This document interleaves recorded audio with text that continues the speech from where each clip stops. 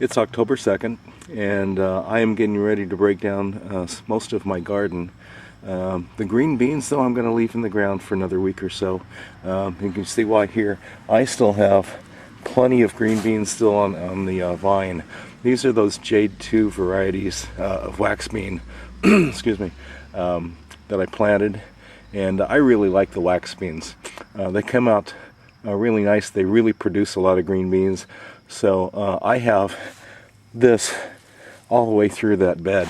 And this is my 2 by 16 foot bed.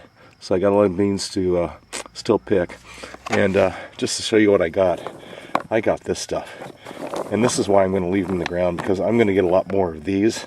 And these are really good. These are 6 or 7 inches long and really taste good. And I've canned some and I've frozen some. So happy with the green beans. And here's my other green bean bed. These had the Provider variety, and here they are right here.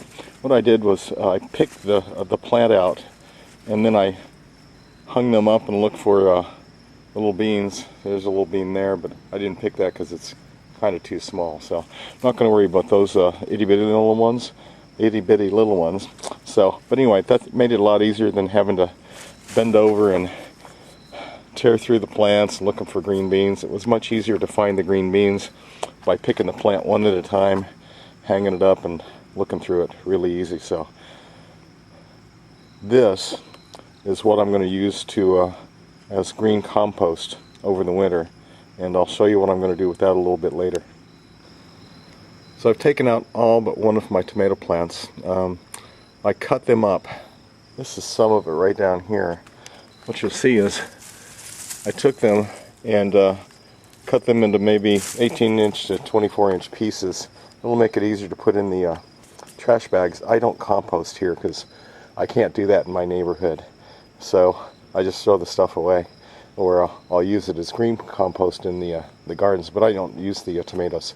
So anyway, what I did was I unwound them, and I'll show you what I did with this here with my twine.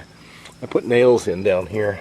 You see I got a nail here, and I looped the twine on here, and then I pulled it up here, and I attached it to the post up there.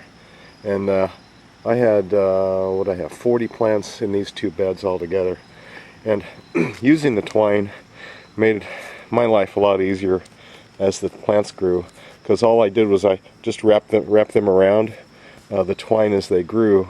In the past I've used fencing cages, and you got to use that green vegetable tie-up tape, and it's just more work doing it that way. So it was much easier for me to use the twine this year and just wrap the tomato plants around them as they grew.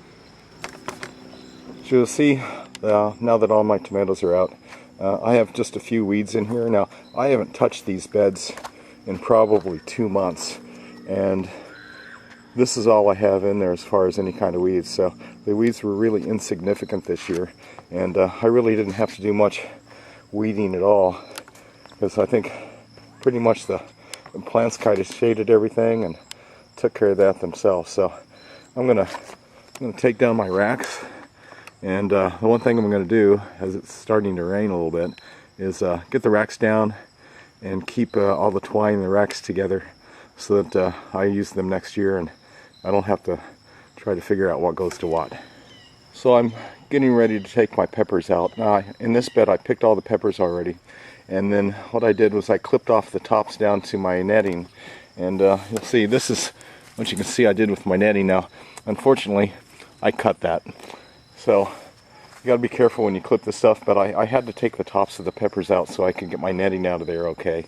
So then over here I've got the rest of this I got to take out. The only thing I have left in this bed is my hot peppers. I've got some jalapeno and some cayenne, so I'll be picking those before I cut the tops off of those and get the netting out of there. But you can see what I did here. This is how I attached that. I had my stakes in. These are just 2-inch stakes, or 2-foot stakes, and I used a zip tie to attach my netting here. And I did that with 6 stakes. And I think what I'm going to do next year is use more stakes, because you can see over here at the far end the plants kind of leaned a little bit to the right and pulled the netting over. So I'm going to use probably 4 more stakes to make that a little bit sturdier side to side. So, but the purpose of the netting was to keep my plants from falling over if they got top heavy. Sometimes you get a heavy rain or a lot of wind, it'll blow them over a little bit, and that's what I've had in the past. In the past I used smaller cages to support my pepper plants, but this is way easier and way better system to use. I got this out of the mini farming book that I'm following as far as using these beds, the raised beds, and some of the techniques that he used in that book. Okay, so I got all my peppers out, the netting's out, stakes are out, and everything's ready to put away for the winter. I'll just show you what I pulled out of the ground.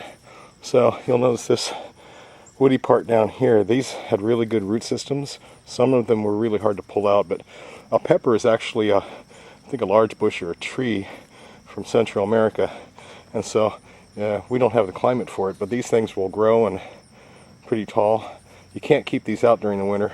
There's a way you can take them inside and have them ready for next spring, but it involves hibernating, cutting them back, keeping them watered a little bit, but I don't have room for 54 pepper plants inside. So anyway, what I did, each of these beds I was able to go 3 across, and I think I went 12 plants deep, but I planted them I think 8 or 9 inches apart, so I got pretty good coverage out of that. You'll notice that I didn't do anything to the beds except knock the dirt off the plants, and you'll notice there really is hardly any weeds in there.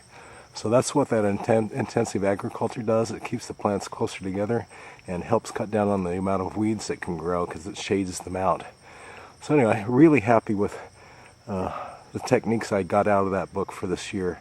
I will pass 500 pounds of vegetables this year. Last year I had 277 pounds of vegetables, and I cut my growing space down by 40%. So I had 214 square feet of garden space between here and a secondary garden I have, and I had over 400 feet last year without doing the beds. I just did the standard rows of vegetables like people normally do. Anyway, so that's it for today. Next video will show you what I'm doing with the beds and how I put them together. Not building the beds themselves, because there's plenty of videos out there to show you how to put together 4 boards. But I'll show you what I did with the soil in preparation for this garden season, and then we'll work on what we're going to do to make it hopefully even more fertile. Yeah, fertile is a good word for next season. So if you like what I've been doing, remember these videos are to give you an idea of what I did. If you like any of them, use the ideas. You know, use all of them, use some of them, use one of them. But if it helps you, that's a good thing. And I'll be back.